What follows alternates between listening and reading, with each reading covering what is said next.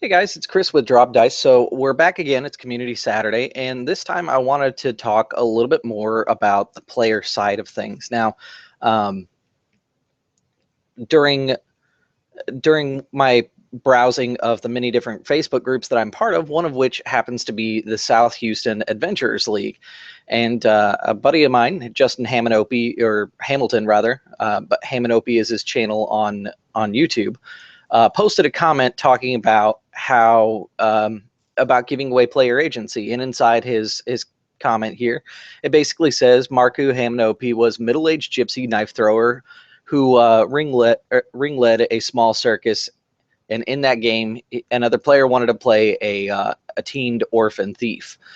So he pitched the idea of basically them joining their marrying their backgrounds together, and he would have taught the orphan thief the ways of the circus, and the character really loved the idea, and then by putting those two stories together, it basically improved the overall story. And then he goes on to ask, so have you ever released your agency to another player? If so, tell me about your experience. If not, try it sometimes or sometime. It can be a rush. So this video is going to be a two-part kind of thing here. So first off, I've done it before, and I agree wholeheartedly. It's actually pretty cool to be able to give away some of your agency. Now, that's supposing that your GM is giving you enough agency to be giving it away to other players. In fact, this is kind of my preferred method for campaign building. As a player, is I like to talk to the other players, see what they're playing, and see if there's a way that I can tie backgrounds and make us feel more organic rather than necessarily, well, it's not really organic at that point, it's really engineered, but in gameplay, it makes the characters feel more organic, even though it's engineering ahead of time. Like, for example, I'm using this example because he happened to say that his was a gypsy. In a campaign, I was playing a male gypsy, and one of the other players said that she'd really like to play a gypsy as well. And we got to talking, and the kind of gypsies that we were looking at playing was not the iconic movie monster gypsies, but like travelers or Romani. And we had a list of like Romani terms that we used. We traveled in a Vardu, and that was like the group's main means of getting around the countryside to do these different adventures. And it was always like we had to go find money because we were low on funds and things like that. And like my character happened to be he played violin, and that was his kind of like social thing, because a lot of travelers do pick up like a social hobby. And his happened to be violin, whereas his wife, the other player's character, was a dancer, and she was a bard. And my character, outside of him playing violin, he was actually an unarmed fighter who did, excuse me, not unarmed fighter, but an improvised weapon fighter that did all the performance combat rules from Pathfinder. Now, we didn't get a chance to play that game extremely long. Sorry, my voice is a little raspy right now. We didn't get a chance to play that game very long, but it was a lot of fun going through the prep stages. Now, I have other stories about doing that stuff, like Jeremy from my Legend of the Five Rings game. We have a couple character ideas that we really want to play, but it's always requires a dichotomy.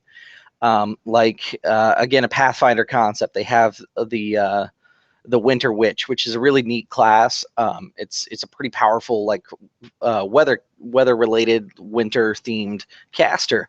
But inside the game, there also happens to be these guards that usually protect winter witches and kind of watch out for them going crazy, which are rangers that are called witch guards. And it's, to be honest, it's a terrible archetype, because basically you're making a defensive ranger and you don't have all the capabilities like a fighter who's a defender would be able to do.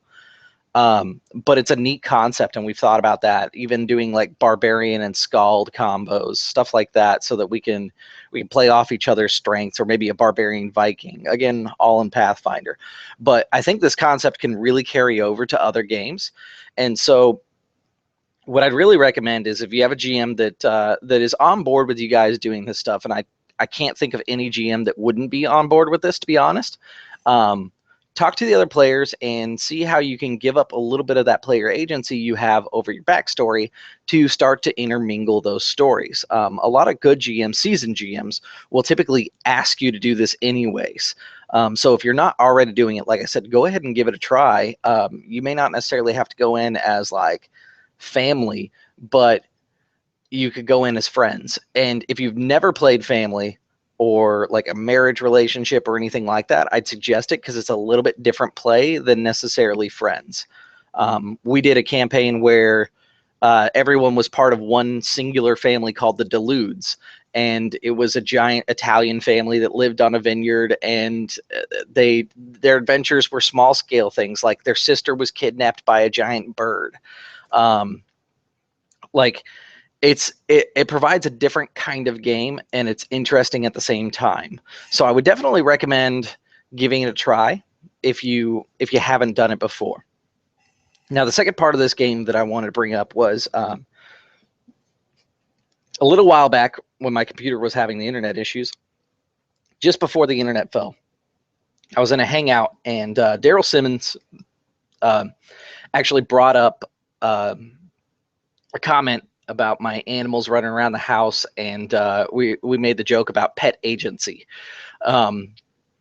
Now, the joke actually was talking about how my pets are pretty much their own characters in my YouTube channel here, because they run around and they do stuff. And I know that some people, they just enjoy seeing the shenanigans that they're doing behind me as I'm trying to talk to you guys. And that led to the conversation of, what about pet agency in games? And it sounds like kind of a crazy thing, but I got to thinking about it, and there are kind of two schools of thought when it comes to animal companions and pets in game. Usually it's either the GM's in control of them, and the animal will do its own thing and act like an animal, but it is slightly more intelligent than just, say, like a normal dog or cat or whatever the case may be. And then there's the other side where the player controls it completely. And then there's usually a third neutral ground, which is the GM controls it out of combat. As soon as combat starts, the player gets full control of the animal. I tend to fall in that camp, the middle one there, where it's kind of like collective story on what the familiar does. Like, I'm not gonna, if you tell me, oh, I want my familiar to go spy on these people, I'm probably not going to tell you that the familiar just says no and sits on his ass and ignores you. The only way that I would do that is if you're like mistreating your familiar. That'd be the one thing that I would say. But what a lot of people forget about with familiars is actually tending to them. I think this kind of came more out of third edition, where familiars were giving you statistical advantages and things like that. And it was like, oh, I'm going to take this frog and glue him to my chest so that I can have +2 to jumping, or whatever you were interested in. Like, my favorite animal companion was the armadillo. It gave you 1 to armor class, but you sure as hell damn bet that armadillo was on me at all times, because I didn't want to lose my bonus. And I think that's kind of a waste. Because with having these pets around, it does give you agency and the ability to play up different aspects. And let's say, it's your turn in the spotlight, but you don't really have anything for your character. Why not take that opportunity to, instead of narrating your actions, narrate your animal companion's actions? I think it might provide for an interesting storyline where, yeah, you're at the campfire and everybody's kind of told their tale, but your character's a little bit more reserved. He's a ranger. He hasn't quite warmed up to the party yet. And instead of him telling a story at the campfire, he just kind of nods, eats his meal, and the camera shifts over to his wolf companion. And the wolf is rooting around, digging through bushes. And you can narrate like this hunt scene. And if you do it correctly, you can actually use visual imaging to convey the message that you're going for without necessarily bluntly saying your object. You can use illusion like you would in writing. So you can allude to different things like that and personify that through your animal companion's actions. You typically see a lot of that with bards when a bard goes to a different scene and they play an instrument and it's like this dramatic tone and it really conveys like a mood or a tone, without them necessarily giving a whole bunch of information to the party, and it really enriches the story, which is why I'm kind of wondering why I haven't seen more of people really like using the animal companion like that. So my suggestion would be, as a player, I'd like to see some animal companions get used in a more storyline basis, instead of just being like tag along creatures that follow you around. For a TV example, if you guys are from the 90s or happen to get a chance to find it, the Beastmaster TV series.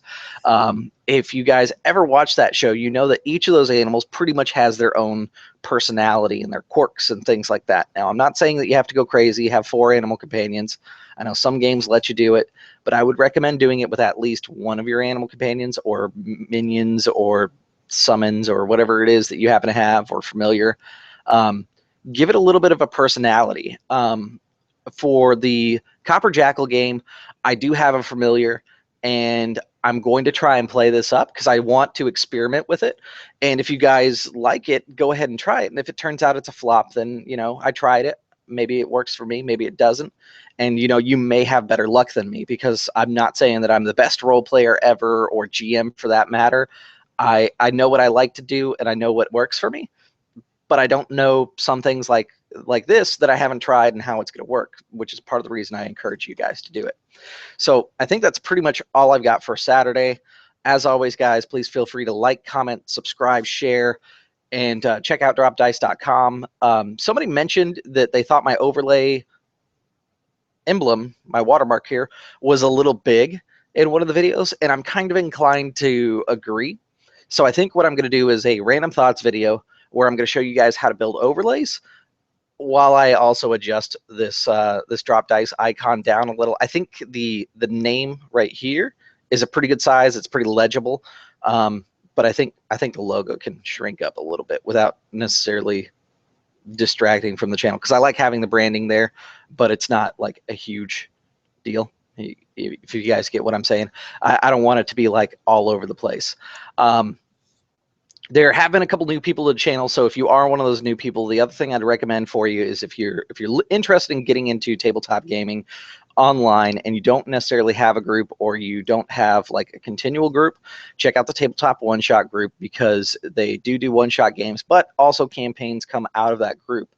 Usually what I recommend to most people when they come into that group is play a couple one-shots, find some people you like, and if you happen to be a game master, pitch them the game.